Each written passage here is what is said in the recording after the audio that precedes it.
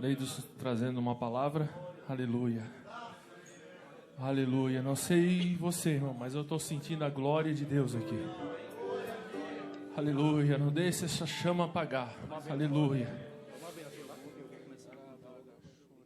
Amém. Muito obrigado.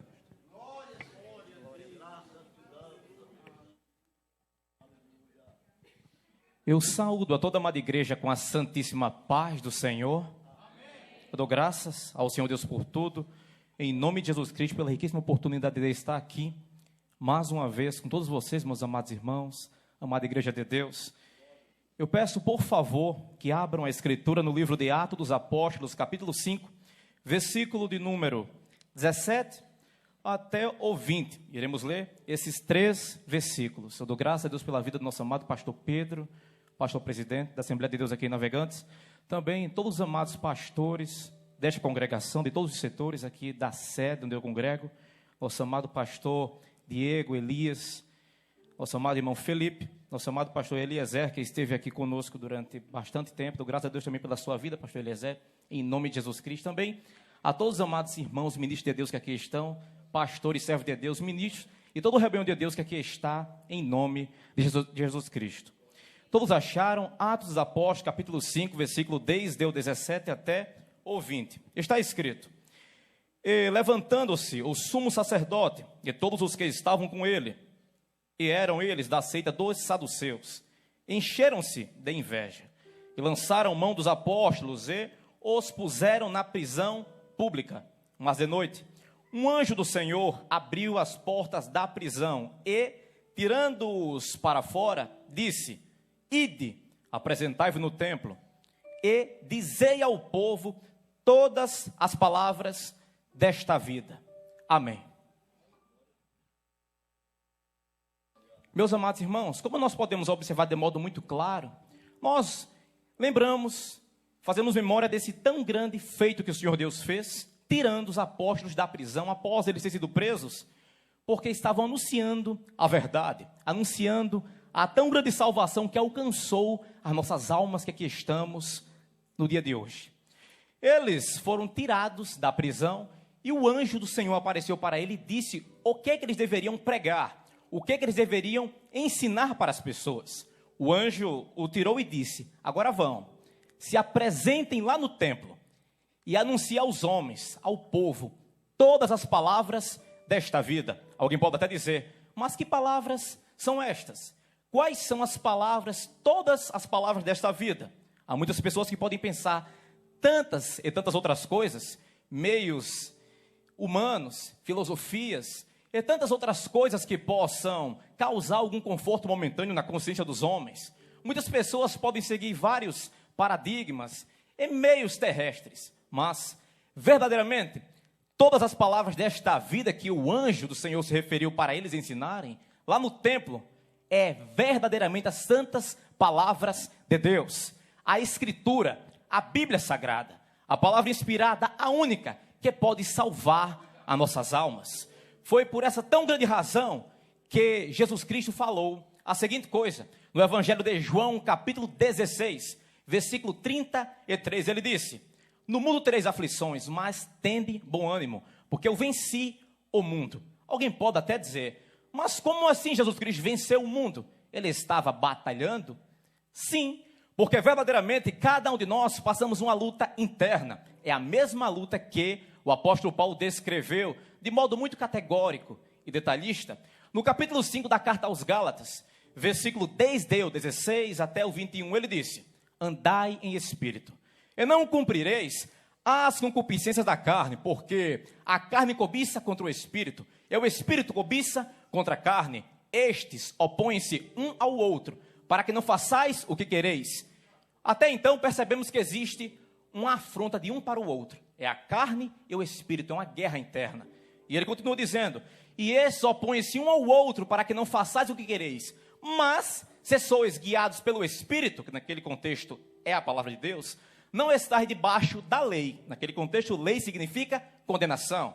Então ele continua dizendo: as obras da carne, elas são manifestas, as quais são prostituição, impureza, lascívia, idolatria, feitiçarias, inimizades, porfias, dissensões, emulações, invejas, iras, pelejas, homicídios, bebedices, ladroices e coisas semelhantes a essas, acerca das quais vos declaro, como antes já vos disse, que os que praticam tais coisas, eles não herdarão o reino de Deus. A tão grande guerra que Cristo disse que combateu, é a mesma que o apóstolo Paulo disse, no capítulo de número 4 da segunda carta a Timóteo, versículo de número 7 e 8, ele disse: combati o bom combate, acabei a carreira e guardei a fé, desde agora me está guardada a coroa da vida, a qual o justo juiz me dará naquele dia, e não somente a mim, como a todos os quais amarem a sua vinda. Tanto essa guerra que Cristo falou, como o apóstolo Paulo também fez menção, é a mesma que nós passamos, as quais nós só venceremos, as quais apenas nós conseguiremos êxito se nós seguirmos todas as palavras desta vida.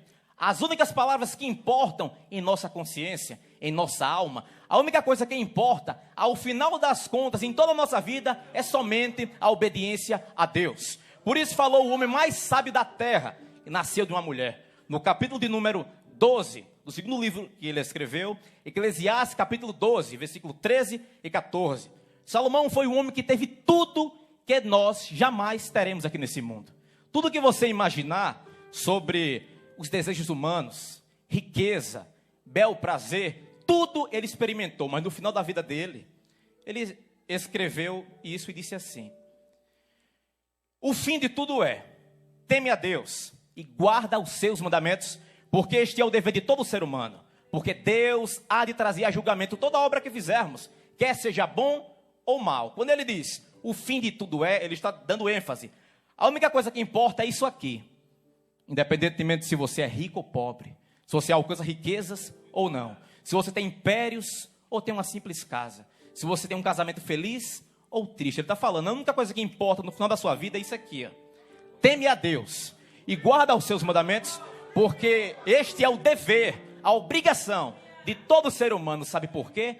Porque eu e você compareceremos diante do juízo do eterno e grande Deus. Cada um de nós daremos conta de si mesmo ao Criador de todas as coisas e ao Senhor Jesus Cristo.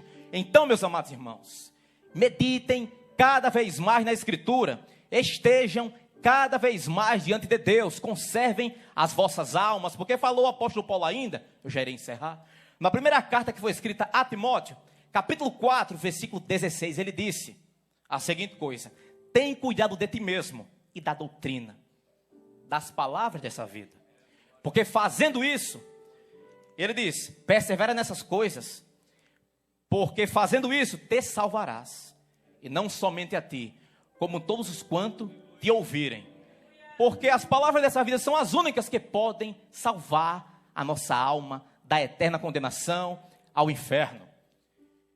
Cuide da sua alma, meu amado irmão, porque falou o profeta Isaías, eu irei encerrar agora, no capítulo 8 do livro do profeta, versículo desde o 20 até o 22, no versículo 20 ele fala o meio de entrar no céu, no versículo 21 e 22, ele mostra de uma forma figurada o caminho do inferno para as pessoas que não andarem conforme a lei de Deus. Isaías capítulo 8, versículo desde o 20 até o 22.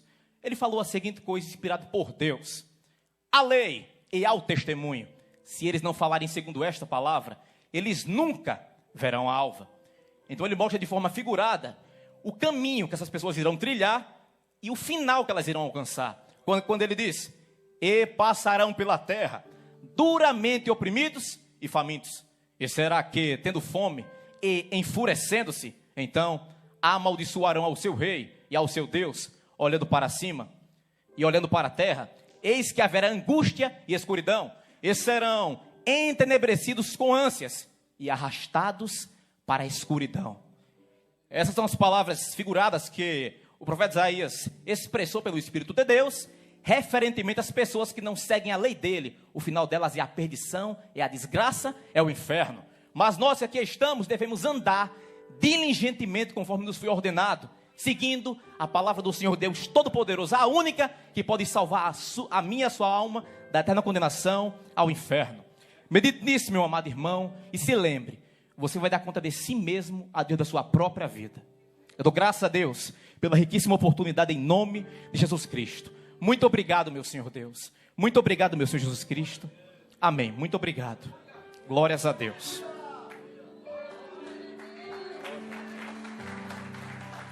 Glória a Deus, aleluia. Célia Gleides é uma benção. Palavra abençoada. Aleluia. Deus tem lhe dado sabedoria, né? Aleluia.